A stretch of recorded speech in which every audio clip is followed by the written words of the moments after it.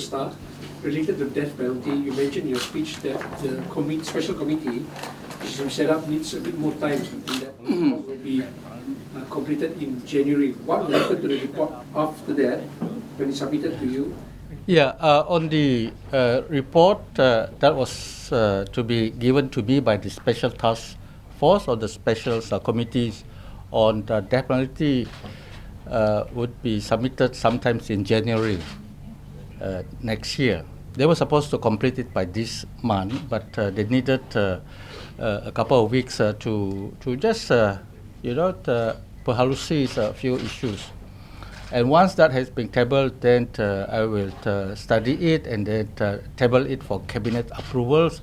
If there's any need to look at or accepting the recommendation made by the Special Task Force. Okay. And the other thing during your speech related to death penalty, you mentioned something about our neighbors down from the south, saying that imposing death penalty on drug mules, which offends only a few $100. Can you elaborate on this?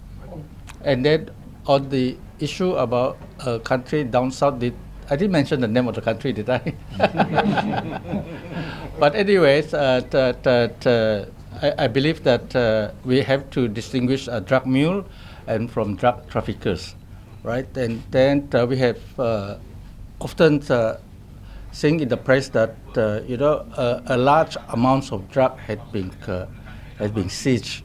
There's one case where it was worth about 2.3 billion worth of drugs, but the sad thing was that we did not see the culprit being arrested, isn't it? Did we?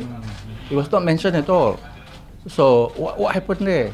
But then when a person, trafficking, let's say 16 grams of drug, 50 grams of that would be arrested and then charged in court and then found guilty and then sentenced to death for a mere 16 grams of prohibited drugs.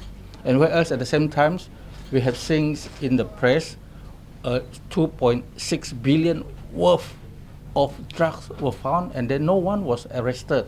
So what is happening here? Isn't it? So we must distinguish. I believe that drug trafficker must be punished severely, but then drug mule, drug addicts and drugs abusers must be distinguished because they, I must tell you, some of the drug traffickers are not necessarily drug addicts, not necessarily drug abusers.